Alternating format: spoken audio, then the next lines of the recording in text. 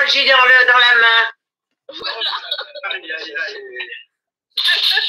Et qu'est-ce que tu penses de mes corps aux pieds?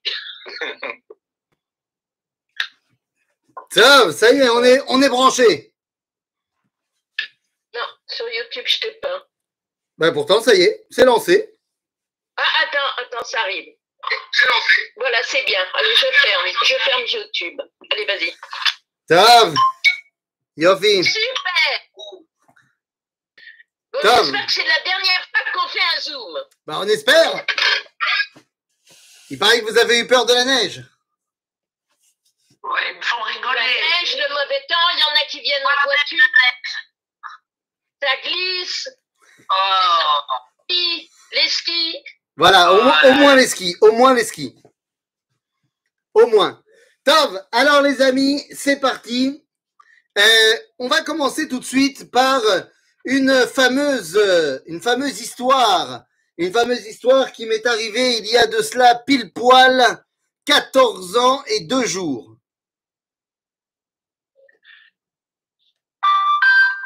Donc il y a 14 ans et 2 jours, c'est la veille de mon mariage. Oh là là. Et à ce moment-là, eh bien, je suis dans la dernière ligne droite, si on veut, dernière rencontre avec le Rav Cherki avant de passer sous la choupa. Et donc, on discute de choses et d'autres. Et là, il me dit, sache que demain, comme c'était mon oncle qui devait faire le mariage, il m'a dit, sache que demain, eh bien, ton oncle va faire un Dvar Torah. Là, j'ai dit, OK. Et sache qu'il va dire la phrase, parce que je me suis marié donc Parashat Teruma, et donc il a dit, il va dire demain, et comme on dit nos sages, Ve'asuli mikdash ve'shachanti betocham, betocho lo ne'emar ela betocham. C'est-à-dire que, comme on dit nos sages, il y a marqué dans le texte, ils me feront un mikdash et je résiderai en eux, pas en lui, mais en eux. Et je lui ai dit, OK, très bien, et alors? Et il m'a répondu, le problème, c'est que nos sages n'ont jamais dit ça.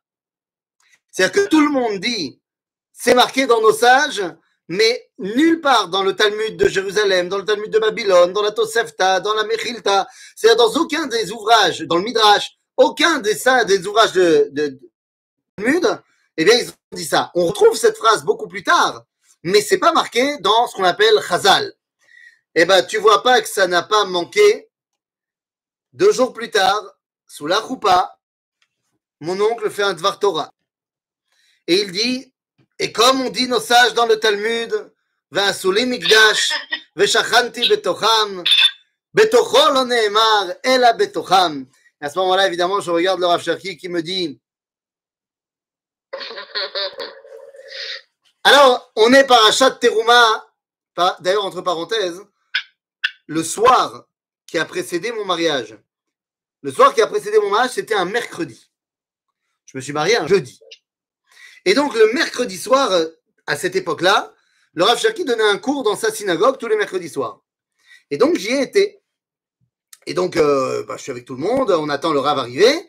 Et dès que le Rav arrive, tout le monde se lève, tout le monde se rassoit.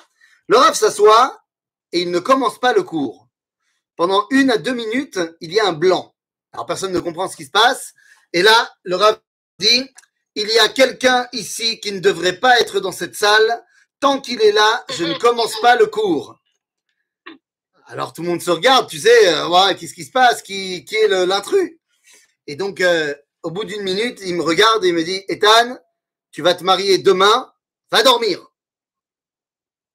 Je croyais qu'il rigolait. Mais non. Il a dit, je ne commencerai pas le cours tant que tu es ici. Tu vas dormir. Bon, j'ai été dormir. Donc voilà. Quoi qu'il en soit, Parashat Teruma, c'est la paracha du Mishkan. La paracha de la création, de ce qui aurait dû être l'idéal de la création. On aurait dû fermer la Torah après ça. Mais le problème, c'est que cet événement qui aurait dû être l'événement qui vient clore toute l'histoire, eh bien, n'a pas eu lieu tel qu'il aurait dû avoir lieu. Tout d'abord, on doit se poser la question, quand est-ce que ça se passe? Parashat Teruma et Parashat Tetzavé la semaine prochaine, il faut se poser la question, quand est-ce que ça se passe? Est-ce que ça se passe avant le Vaudor ou est-ce que ça se passe après le Vaudor? Alors nous allons avoir évidemment une marloquette, bien sûr, sinon ce ne serait pas drôle. Une marloquette, est-ce que ça se passe avant Mahamad Sinai, avant le Vaudor ou après le Vaudor? Rashi va aller dans le sens de dire que ça se passe après le Vaudor, chronologiquement. Qu'en vérité, c'est la résultante du Vaudor. Le Vaudor montrant qu'on est incapable de s'attacher à Dieu de manière purement abstraite, alors, eh bien, Dieu nous dit, bon, alors, on va leur faire un temple. C'est dans cette optique que va aller, par exemple, le philosophe Avraham Yoshua Eshel, qui lui avait une philosophie de l'abstrait très importante, c'est-à-dire que pour lui, le lien avec Dieu ne passait que par le temps et ne passait pas du tout par l'endroit. Pour lui, on était les bâtisseurs du temps et non pas les bâtisseurs de temples. Et donc, il savait pourtant bien qu'il y avait eu le temple. Pour lui, le temple était un compromis avec l'idolâtrie. Et quand on suit l'avis de Rashi qui dit que Parashat Teruma Tetzavé, l'ordre de construire le Mishkan, vient après le Vaudor, eh bien, ça semble corroborer cet idéal de dire, ben voilà, on a fauté avec le Vaudor, on a montré qu'on n'était pas capable de s'attacher à Dieu simplement dans l'abstrait, donc compromis avec l'idolâtrie, Mishkan. Le problème, c'est qu'on l'a déjà évoqué cela. Il y a marqué bien avant le Vaudor, dans la Shirat Hayam, Teviyemo vetitaemo, Be'ar nachalatecha machon leshivtecha pa'alta Adonai, mikdash Adonai konenu yadecha. C'est-à-dire qu'il y a une dimension de Mikdash qui est de loin précédente de celle du Vaudor. Donc le Mikdash, c'est a priori, ce n'est pas a posteriori. Oui, mais le Mikdash, il n'est pas à sa place. Eh oui, car lorsqu'on parle de Beth Amikdash, quand on reprend le verset que j'ai cité dans la Shirat Hayam, on nous dit, je répète le verset, Teviemo vetitaemo behar nachalatecha. On doit aller dans la montagne de ton héritage, pas dans le mont Sinaï, mais bel et bien Behar Moria. Ce qui veut dire que le Beth Amikdash, évidemment, comme il sera construit plus tard avec Shlomo, il doit être construit à Jérusalem, sur le mont du Temple. Donc ce Mishkan n'est pas du tout à sa place. Asheela Lama. Lama. Pourquoi Dieu n'a pas attendu qu'on arrive à Jérusalem pour nous donner le Mishkan, le Beth Amikdash? Alors Chazal va nous dire quelque chose d'intéressant qui est repris par Rashi en nous disant que Ahava mekalkelet et Ashura. C'est-à-dire que Dieu, il était tellement amoureux qu'il a fait les choses par empressement.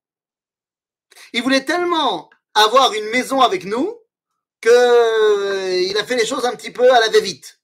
Résultat des courses, Mishkan dans le désert et non pas Mikdash à Jérusalem. Mais on parle de Dieu là. C'est-à-dire que je veux bien qu'on donne des notions de personnification pour qu'on comprenne. Mais il faut quand même que ça ait du sens. Qu'est-ce que cela veut dire que Dieu il veut faire les choses trop vite?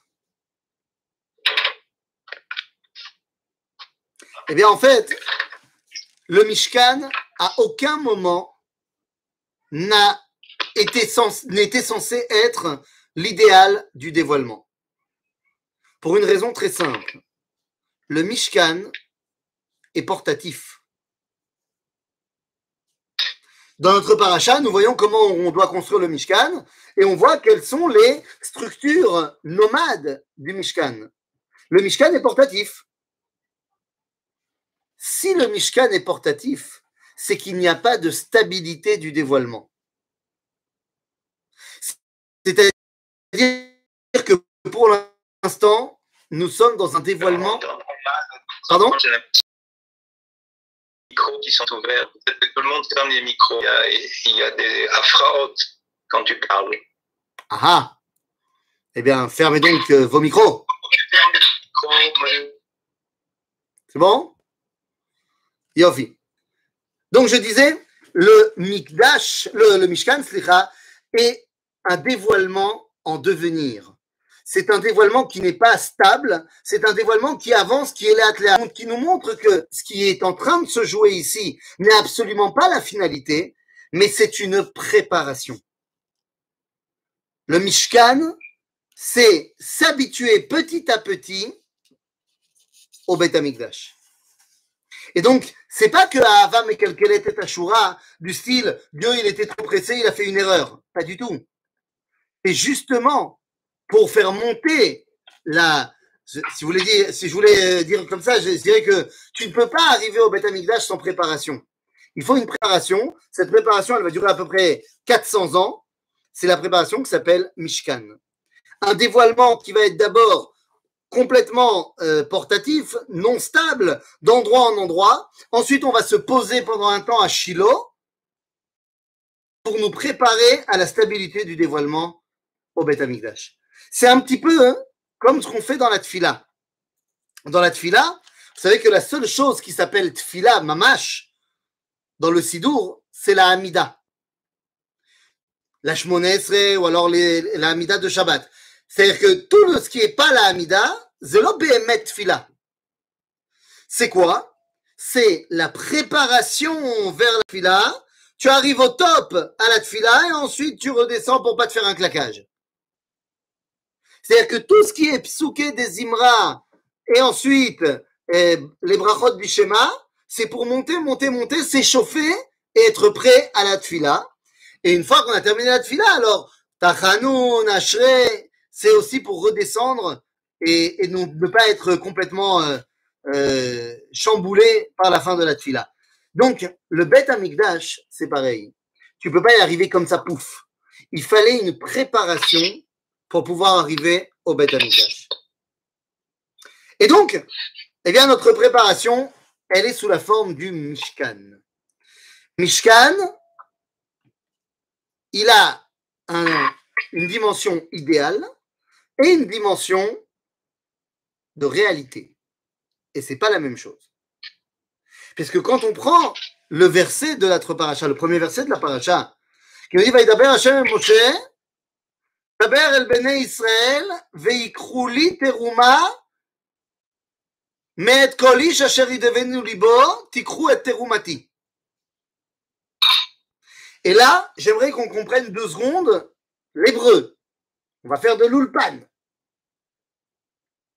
Daber el Bnei Israël, va'amart alehem, veikru li teruma. Me'et kol ish asher yidevenu libo.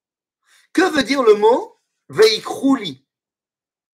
Et ils vont prendre pour moi une terouma. J'entends bien. De qui ils doivent prendre?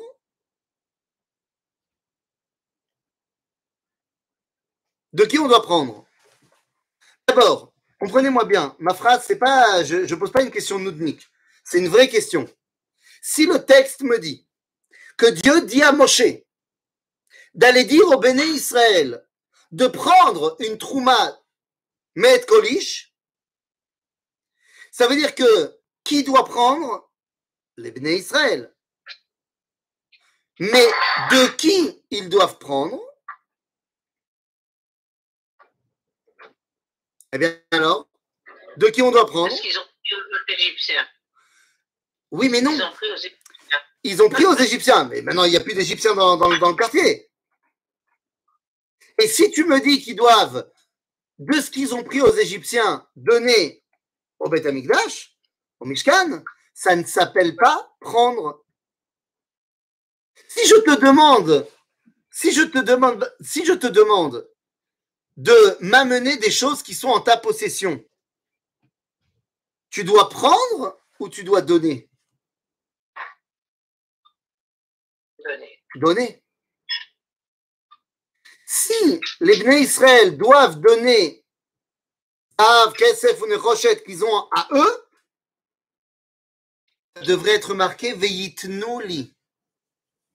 Lo veyikru li. Si on demande aux Béné Israël d'aller prendre, ça veut dire que à qui ils doivent prendre? À ceux qui ne sont pas les Béné Israël. C'est qui ceux qui ne sont pas les Béné Israël? Bah non. Je m'entends pas. Si, on t'entend. Les amis, si, encore une fois, on fait de la logique. Alors, il y a quelqu'un qui est en train de faire sa cuisine. Effectivement, les gens qui sont en train de préparer le repas, c'est très sympathique.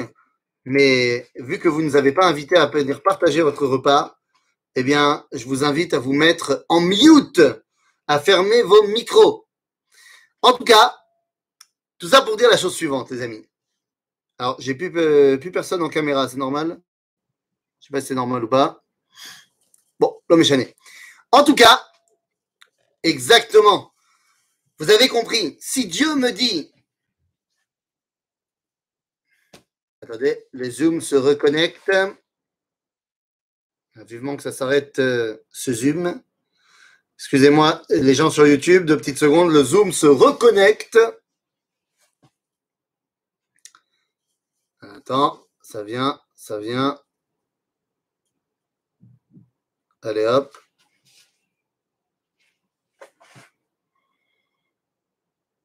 Je devrais prévoir un intermède musical à chaque fois qu'il y a des problèmes de connexion. Ça peut être sympa, ça.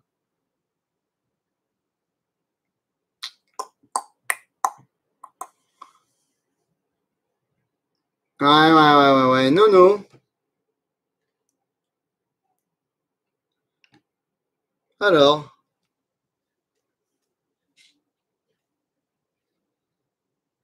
Qu'est-ce qui se passe, Houston?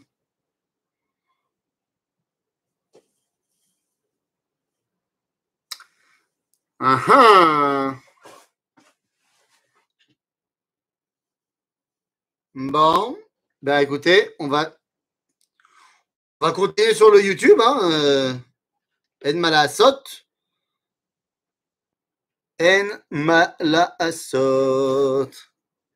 Attends, voir. Je vais juste, vous savez quoi? Je vais essayer de prendre un autre appareil. 2 petites secondes, ce sont les inconvénients du direct. Oui, messieurs, dames, je reviens tout de suite.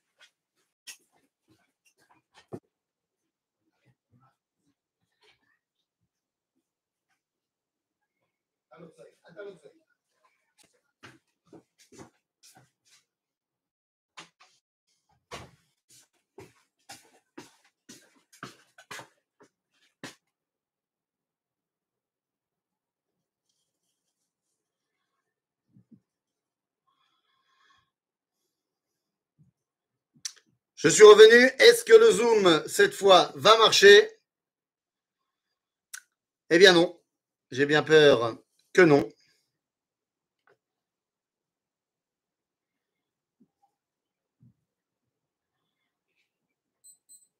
Attends, ça a l'air de...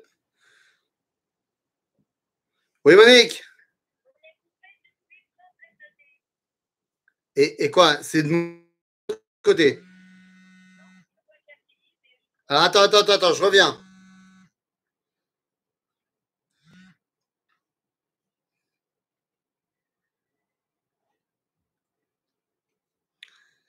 Voilà. Vous m'entendez cette fois ou pas? Oh! On est revenu! Yofi. On en était à prendre et donner. Oui, tout à fait. Alors voilà, on est reparti, c'est reparti. Donc, comme je disais, si on me demande de prendre quelque chose à quelqu'un, c'est que le quelqu'un n'est pas moi. Sinon, ça s'appelle donner.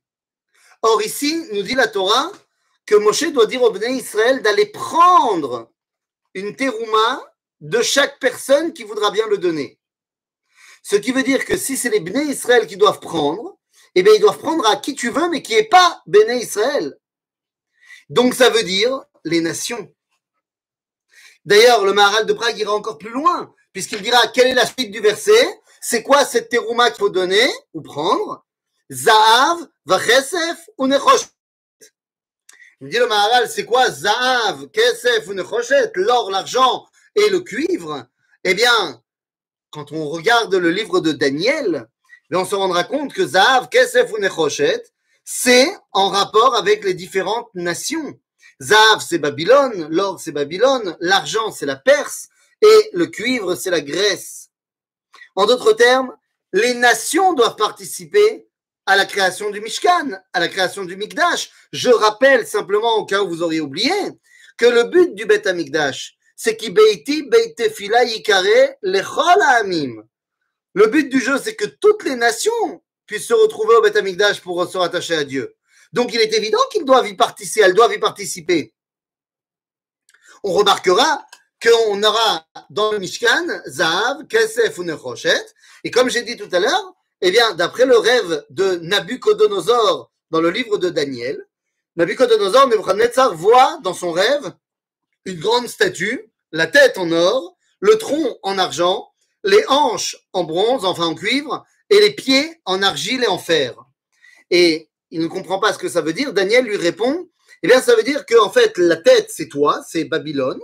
L'argent, c'est la royauté qui viendra après toi, la Perse. Les hanches en cuivre, c'est la royauté d'après, la Grèce. Et ensuite, eh bien, vous avez Rome, qui sont l'argile et le fer. Et on se rendra, l'argile et le fer. Et on se rendra compte que donc, eh bien, d'après la Torah, tu peux faire participer à la construction du Mishkan Babylone, la Perse et la Grèce. Zahav, Kesef ou Nechoshet. Et alors, et Rome? Eh bien, il n'y a pas Rome. Et Rome? Ben, il n'y a pas Rome. Lama, il n'y a pas Rome. Eh bien, parce que on peut faire participer les gens qui ont quelque chose à donner. C'est-à-dire, Babylone a apporté quelque chose dans le monde. Qu'est-ce qu'elle a apporté Babylone? Son truc, c'est quoi? Son truc, c'est la malchut. Nous dit la Torah dans le livre de Bereshit, Vatei Reshit Mamlachto Bavel. Babylone est l'une des premières sociétés à royauté, si on veut. Elle a apporté au monde la dimension de malchut. La Perse, la semaine prochaine, c'est Purim. On va commencer à rentrer dans l'histoire de Purim, tout ça. Purim, quand on regarde le premier chapitre de la Megillah, eh bien, on se rend bien compte que l'opulence, c'est ce qui détermine la Perse. Ha-kesef, l'argent, la valeur de l'abondance matérielle. Et donc, c'est ça qui a été donné par la Perse. Ainsi donc, c'est l'argent. Alors que la Grèce, c'est le cuivre. Le cuivre, quand c'est bien frotté, ça brille comme de l'or. Aval zelo zahav. La sagesse grecque, zelo mamash amalchut. Mais c'est pas mal quand même. Alors que Rome, eh ben, excusez-moi, mais l'Empire romain n'a rien amené au monde. C'est-à-dire que l'Empire romain a pris de chacun des autres et l'a fait en plus grand. Mais ils n'ont rien inventé. Bien sûr qu'il y avait la dimension de royauté chez Rome, mais ils ont pris ça à Babylone, ils l'ont fait en grand. Il y avait la philosophie grecque qu'ils ont fait leur, Nahon, mais ils ont piqué des autres. Qu'est-ce qu'ils ont, oui, fait les Romains? Alors là, on peut le remercier, ils ont fait les jeux du cirque. Toda Rabba. Ça, c'était une grande trouvaille. Ainsi, les Romains sont le fer, c'est-à-dire le barzel, l'épée qui vient amoindrir la vie. Ainsi donc, on ne va pas faire participer ça dans la construction du Mishkan. Donc, vous voyez que dans l'idéal de la construction du Mishkan, on doit faire participer les nations. Je dis c'est dans l'idéal. Dans les faits, c'est pas ce qui va se passer. Pas encore, du moins. Au Bet HaMikdash, ça va commencer, puisque Hiram Melech Tzor va participer, va donner des matériaux de construction à Shlomo et va également lui amener de la main-d'œuvre. Et Bezrat Hashem, quand on va construire le 3e Bet HaMikdash, là, je peux t'assurer qu'on aura énormément de dons d'égoïm pour construire le Bet HaMikdash. Donc voilà l'idéal du Bet HaMikdash. Un idéal qui doit servir l'humanité. Mais quand on regarde de plus près dans notre parashat Teruma, eh bien, on peut se poser la question, mais alors, il y a quoi dans ce Mishkan? Qu'est-ce qu'on y trouve dans le Mishkan? Eh bien, dans notre parasha, on va y trouver plusieurs ustensiles. On va y trouver le Mizbeach HaOlah, c'est-à-dire l'autel sur lequel on fait les sacrifices. On va y trouver, évidemment, là. Qu'est-ce que tu disais, Monique?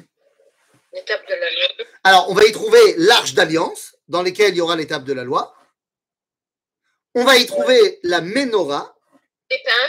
et la table de pain. Les D'accord. pains. Voilà ce qu'on trouve dans le Mishkan de la paracha de Teruma. On a la structure du Mishkan, ok? On a le Mizbeach Haola, Aaron Abrit, Lechem Apanim, Shulchan, ve Menorah. Alors, il y a une question ici. Mais pourquoi c'est pas les nations qui donnent d'elles-mêmes? Il faut que ça passe par nous. Ah, elles donnent quand on leur a dit quoi donner. C'est-à-dire que les nations, elles sont prêtes à donner d'elles-mêmes. Mais si on leur laisse faire ce qu'elles veulent, elles peuvent donner tout et n'importe quoi. Elles ont besoin donc d'une adracha du peuple juif. Qu'est-ce qu'on met dans le Mishkan? Ok? Donc, on a ces 4 éléments. Vous remarquerez que dans la paracha de Teruma, par opposition à ce qu'on verra la semaine prochaine, il n'y a pas de Kohanim. On ne nous parle pas de Kohanim. Il n'y a pas de Kohen Gadol non plus. On ne nous parle pas dans la paracha de Teruma ni de Kohen ni de Kohen Gadol. On ne nous donne pas des habits particuliers pour ni les Kohanim ni personne. Dans la paracha de Teruma, on nous parle que de Shulchan, Menorah, Mizbeach, ve Aaron Abrit. Lama? Eh bien, tout simplement parce que dans la paracha de Teruma, on parle de l'idéal du Mishkan, on a dit. Et dans cet idéal, je n'ai pas besoin d'un intermédiaire entre moi et Dieu. Le Kohen, c'est un intermédiaire entre moi et Dieu. J'en ai besoin lorsque je ne suis pas au niveau. Mais dans l'idéal, je devrais pouvoir, moi, être en contact avec Dieu. Il m'a créé. Donc, dans la paracha de Teruma, qui est l'idéal, on ne met aucune barrière. Et on m'explique que le rapport avec Dieu se fait avec 4 dimensions. Mizbeach, Shulchan, Menorah, ve Aaron Abrit. Alors, quelles sont ces 4 dimensions de relation avec le Créateur? Alors, le Mizbeach, vous aurez compris, le Mizbeach Haola, c'est là où il y a les korbanot. Tov, c'est-à-dire gamour. Mais ça sert à quoi, les korbanot? Eh bien, les korbanot, ça sert à une chose très simple. Ça sert à relier, exactement comme tu dis, s'approcher.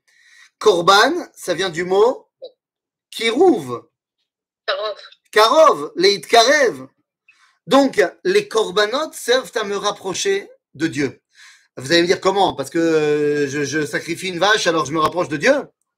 Eh bien, rappelez-vous que d'après la halacha, lorsque j'emmène un korban au Beth Amikdash, je dois lismoch et yadai alav. Je dois poser mes mains sur le korban. De toutes mes forces. Comme si je lui transmettais mon moi. Et Rachid nous dira dans le livre de Vaïkra que c'est pour me dire que c'est ce qui aurait dû m'arriver à moi. C'est ce qui aurait dû m'arriver à moi, mais finalement, non. Pourquoi non? Eh bien parce que l'homme doit être conscient, grâce au Mizbeach Haola, qu'il est formé de 2 dimensions. L'homme, eh bien il a une partie biologique et il y a également une neshama. À partir du moment où j'ai accepté de m'en remettre complètement à Dieu, alors la neshama a été mise sur le Mizbeach. C'est ce que Yitzhak Avinu avait fait dans la Hakeda. Il a accepté de se faire sacrifier. Ah, si tu as mis ta volonté sur le Mizbeach, alors la partie biologique, on peut prendre une vache pour te remplacer. En d'autres termes, le korban vient rattacher non seulement moi, mais en fait toute la création des korbanot. Il y en aura du règne animal, il y en aura du règne végétal, et on va également faire des nesachim sur le Mizbeach, c'est-à-dire qu'on va mettre de l'eau également sur le Mizbeach. Rajoute à ça que alcool korbanecha takriv melach, qu'on met également du sel sur les korbanot. En d'autres termes, tous les éléments du règne de ce monde, qu'ils soient minéral, végétal ou animal, sont mis sur le Mizbeach. En d'autres termes, Mizbeach Haola, c'est pour rattacher la création au Créateur. Après, nous avons la shulchan. Shulchan lechem apanim. Ah, les amis, la shulchan, ça c'est quelque chose. Shulchan lechem apanim, זה מקור השפע בעולם. C'est la base, l'origine, la source de l'abondance dans ce monde. D'ailleurs, attends, juste une question ici. Pour ce qui est des Arabes, ils y sont déjà. Ah, tu parles sur le mont du Temple? Oui, bien sûr qu'ils y sont déjà. Mais pour l'instant, ils servent tout simplement de babysitter. Ils servent de babysitter au Harabaït le temps qu'on décide de enfin pouvoir faire ce qu'on a à faire. Alors, ils sont un babysitter, mais très mauvais, hein, faut bien le dire. C'est-à-dire que c'est un babysitter qui, comme on dit, ça garde les meubles, mais franchement, tu retrouves pas le mobilier dans le même état que tu leur as donné. Zenachon. Mais pour l'instant, mais ils n'ont absolument pas ni la prétention, ni la réalité de savoir ce qu'il faut faire avec cet endroit-là. Donc pour l'instant, ils y sont. Ils ont un mérite, les musulmans, qu'on ne peut pas leur enlever. Ils ont la Brit Mila. Et donc, fort de leur Brit Mila, ils ont un mérite qui leur permet d'être à cet endroit-là. Jusqu'au moment où on ne se contentera plus simplement de dire Harabaït beyadenu, le mont du temple est entre nos mains, mais Béhémet, on le prendra entre nos mains. Mais ça ne dépend que de nous. Ça ne dépend que de nous. Pour l'instant, je vous tiens à vous rappeler, pour ceux qui n'y auraient pas encore été, que sur le mont du Temple, il y a la police qui fait régner la loi sur le mont du Temple. La police, sur sa manche, elle a un drapeau. C'est un drapeau d'Israël. La police, c'est la police israélienne. C'est-à-dire que le mont du Temple est une zone sous contrôle israélienne. C'est juste que nous décidons de faire n'importe quoi. Ben, un jour, Bezrat Hashem, on décidera d'arrêter de faire n'importe quoi. Ça dépend de nous. Quoi qu'il en soit, Ashulchan, c'est l'origine de la shefa, l'origine de l'abondance. D'ailleurs, lorsque on parle de l'abondance, eh bien, il y a un verset de Tehillim que nous connaissons très bien, qui nous dit que Akadosh Baruch Hu poteach et yadecha umatzbi'a lechol chai ratzon. Nos frères séfarades ont l'habitude, quand ils disent cette phrase-là, de faire une gestuelle toute particulière avec les mains. Du style, un truc qui ressemble à ça. Bon, j'exagère évidemment. Ils regardent leurs mains et ensuite, bisous. C'est très bien, mais il ne faudrait pas oublier quel était le minag à l'origine. Le minag, ce n'est pas de mettre ses mains comme ça, mais c'était bel et bien de mettre ses mains comme ça, en mode Playmobil. Et pourquoi mettre les mains en mode Playmobil? Parce que ça ressemble à une main.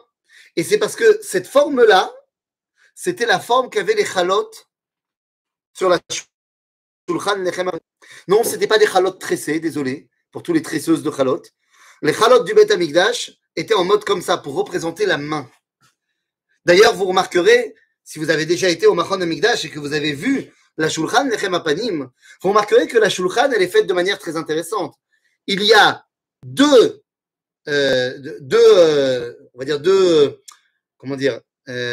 étagères. Il y a deux étagères qui sont subdivisées chacune en 5 étages. Et pour tenir la chala, dans chacun des étages, il y a 3 tiges en or qui servent de plateau. Sauf le dernier étage qui n'a que 2 tiges. Eh bien, en fait, c'est les 2 mains, 2 étagères qui sont 2 mains. Il y a 5 étages parce que nous avons 5 doigts dans chaque main. Il y a 3 tiges, car dans chaque doigt, nous avons 3 phalanges, sauf la dernière étage qui n'a que 2 tiges, pour le pouce qui n'a que 2 phalanges. En d'autres termes, quand tu viens et que tu mets potar et yadera, tu te rappelles que tout ce que tu vas faire avec tes mains pour sortir ta parnassa, eh bien, prend son origine dans la shulchan lechem apanim. La shulchan se trouve sur le côté nord du Mishkan. C'est pourquoi le Talmud dira Arotse le'ashir yatzpin. Celui qui veut être riche, qu'il aille au nord. Ça ne veut pas dire qu'il doit aller au pôle nord. Ça veut dire qu'il fait référence au côté nord du Beth Amikdash, là où il y avait shulchan La source de l'abondance dans le monde. Mais l'abondance n'est pas que matérielle. L'abondance, elle est également spirituelle. Spirituelle, je n'entends pas par là mystique. Spirituel dans le sens anglais, spirit, intellectuel. Et ça, c'est ce qu'on va retrouver dans la Ménorah. La Ménorah, c'est la Chokhmah. Le Midrash nous dira qu'il y a 7 branches à la Ménorah, qu'il y en a 3 qui pointent d'un côté et 3 qui pointent de l'autre vers la bougie du centre. Comme pour dire que toutes les sciences du monde pointent vers Akadosh Baruch Hu. C'est le gamour. La Ménorah, c'est la Chokhmah. Ainsi, nos sages diront dans la même phrase que j'ai citée tout à l'heure, Ve'arotze l'achkim yadrim. Et celui qui veut être sage, qu'il aille au sud. Parce que la Ménorah était sur le côté sud du Beth Amikdash. Il ne s'agit pas d'aller à l'équateur. Il s'agit de se référer au Beth Amikdash. La Ménorah, eh bien, son rôle, c'est de nous apporter non pas l'abondance matérielle, mais l'abondance spirituelle, intellectuelle, de la compréhension du monde. Zéa Ménorah. D'ailleurs, cette Ménorah, eh bien, elle a quelque chose en plus. Cette Ménorah, elle est également le témoignage que Dieu a choisi le peuple juif. Il y avait dans la Ménorah un miracle, pas seulement à Hanouka, mais un miracle qui existait depuis Moshe jusqu'à la mort de Shimon HaTzadik. Quel était ce miracle? Eh bien, que la bougie occidentale ne s'éteignait jamais. Nous dit la Gemara dans le traité de Shabbat, et doute, c'était un témoignage pour le monde entier que la présence divine régnait au sein du peuple juif. Donc on a dit, à Mizbeach, c'est pour me rattacher et rattacher toute la création à Dieu. La Shulchan, c'est pour avoir l'abondance matérielle. À Ménorah, l'abondance spirituelle. Et il y a également, derrière le parochet, qui n'est pas mentionné dans notre paracha, puisqu'on a dit dans la paracha de Teruma, il n'y a pas d'écran entre moi et Dieu, il y a Aaron Abrit. Aaron Abrit, Rabotai, l'arche d'alliance. Alors l'arche d'alliance, elle est où? Là, maintenant. Là, au moment où on parle. 6 Adar, 5781, elle est où, l'arche d'alliance? Demande à Indiana Jones. Alors justement, Marloquette entre Indiana Jones et Yoshiyahu Melech Yehuda. Parce que d'après Indy, parce que d'après Indiana Jones, eh bien l'arche d'alliance, elle a été retrouvée. Et elle est quelque part, d'après Indiana Jones 4, elle serait quelque part dans un entrepôt, dans la zone 51. Oui, messieurs, dames, l'arche d'alliance à côté de l'extraterrestre de Roswell, bien sûr.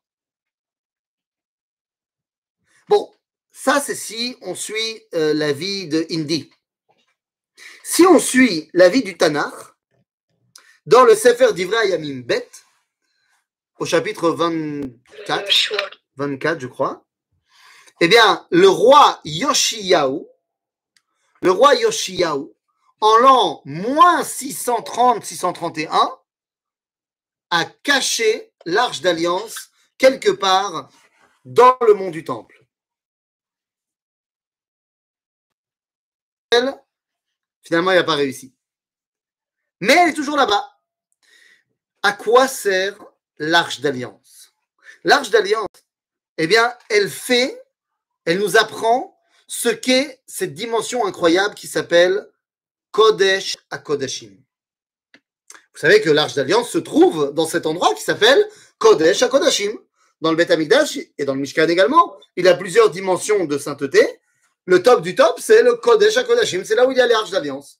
Sauf qu'il va falloir comprendre un petit peu. L'arche d'alliance, c'est une boîte dans laquelle il y a le Sefer Torah de Moshe, les Luchot Abrit, les tables de la loi, les brisés et les pas brisés. Et c'est une boîte sur laquelle il y a également des statues en or représentant un jeune garçon et une jeune fille enlacés tendrement. Akruvim. Vous serez d'accord avec moi, j'imagine, de dire que Sefer Torah, Luchot Abrit, c'est Kodesh.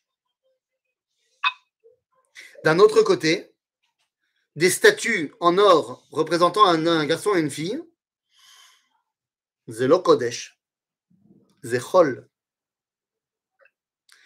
Ainsi, vous comprenez, qu'est-ce que c'est le Kodesh HaKodashim? Le Kodesh HaKodashim, c'est l'union du Kodesh et du Chol. Eh oui. C'est la raison pour laquelle des livres de Torah qui s'appellent Kadosh, Kodesh, on en a plein. Zohar HaKadosh, Aor HaChaim HaKadosh, Ashla HaKadosh, Ha'al-Shech HaKadosh, Orot HaKodesh. On en a plein des livres qui s'appellent comme ça. Mais des livres qui ont été appelés Kodesh Kodashim, il n'y en a pas beaucoup. Il y en a 3. Dans toute la bibliothèque juive, depuis le Tanakh jusqu'à aujourd'hui, il n'y a que 3 livres qui ont été appelés Kodesh HaKodashim par d'autres rabbins. Le premier d'entre eux, c'est Shir HaShirim, qui a été appelé Kodesh Kodashim par Rabbi Akiva. Ensuite, le deuxième, c'est le livre du Kuzari de Rabbi Yehuda Halevi, qui a été appelé Kodesh HaKodashim par Baal Ksot HaChoshen, par le Gaon de Vilna. Et le dernier, c'est le livre Oroth du Rav Kook, qui a été appelé Kodesh HaKodashim par son fils, le Rav Tzvi Yehuda. Et ne me dites pas que le Rav Tzvi Yehuda est parti pris. Parce qu'il y a un autre livre de son père qu'il a appelé Oroth HaKodesh. Et quand on lui a demandé, mais pourquoi est-ce que Oroth HaKodesh, vous l'avez appelé Oroth HaKodesh, et Oroth, vous avez appelé Kodesh Kodashim? Il a répondu, parce que Oroth HaKodesh, c'est Kodesh, et Oroth, c'est Kodesh Kodashim. Donc, c'est-à-dire qu'il sait faire la différence entre les deux. Comme on a dit, Kodesh HaKodashim, c'est là où il y a union du Kodesh et du Chol. Le livre de Shir HaShirim raconte, eh bien, une relation d'amour entre un homme et sa femme. L'amour entre un homme et sa femme, c'est Kodesh. Ah, c'est Gam Chol. Donc, c'est Kodesh Kodashim. Sefer HaKuzari nous raconte comment Dieu se dévoile dans l'histoire. Comment le Kodesh se dévoile dans l'histoire Chol. Et le livre de Oroth nous explique comment le sionisme laïque, Chol, réalise la promesse des prophètes Kodesh. En d'autres termes, voilà la 4e dimension du Mishkan de Parashat Teruma. Kodesh HaKodashim, l'union du Kodesh et du Chol. Alors il manque un événement, il manque un élément, et je ne vais pas le développer parce qu'on le développera dès qu'on y arrivera, mais il faut savoir quand même qu'il y a un autre élément dans le Mishkan. Quel est cet autre élément dans le Mishkan? Eh bien, c'est Mizbeach HaZahav. Il y a un autre outil qui s'appelle l'autel en or, qui est appelé également Mizbeach HaKetoret. C'est là où on mettait l'encens. Ah!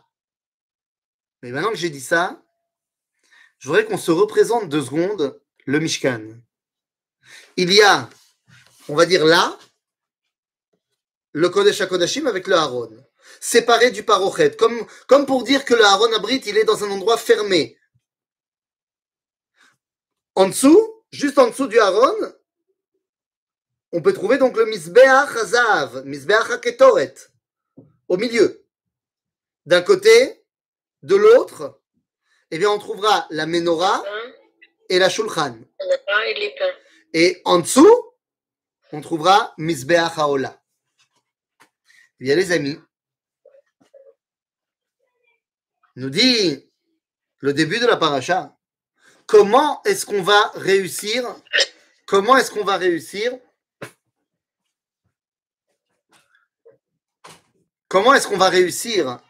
à construire le Mishkan? Nous dit la Torah, Kechol asher ani mare otcha, et tavnit ha-Mishkan, et tavnit kol kelav, vechen ta'asu. Comme si Dieu y montrait Moshe à Betzalel, à ceux qui vont construire le Mishkan, et en regardant Moshe, ils vont savoir comment faire. Eh bien oui, car le Mishkan Eh bien, pour le comprendre, on va prendre exemple sur celui qui, pour l'instant, est notre relation avec Dieu, Moshe. Un homme, il a un cerveau, les yeux, le nez, la bouche et le ventre. Kodesh HaKodashim, Aaron, Amenora, Mizbeach HaKetoret, où on va sentir les encens, Shulchan Lechem Apanim, on va manger le pain, Ve'a Mizbeach HaOla, qui est tous les kishkes qu'on va mettre sur le Mizbeach. En d'autres termes, le Mishkan, c'est mamash Olam Katan, Ve'a Adam ou Olam Gadol. Ainsi, lorsque l'homme y rentre dans le Mishkan, eh bien, il peut enfin avoir véritablement le lien idéal entre le Créateur et la créature. Mais comme il y a une différence entre l'idéal et la réalité, eh bien, il nous faudra la paracha de la semaine prochaine pour voir comment est-ce qu'on tombe de l'idéal à la réalité. Mais ça sera la semaine prochaine. À bientôt les amis. Merci. Quel tour? Je peux te demander. Oui, dis-moi. Et Oui. tu as cité les 3 livres.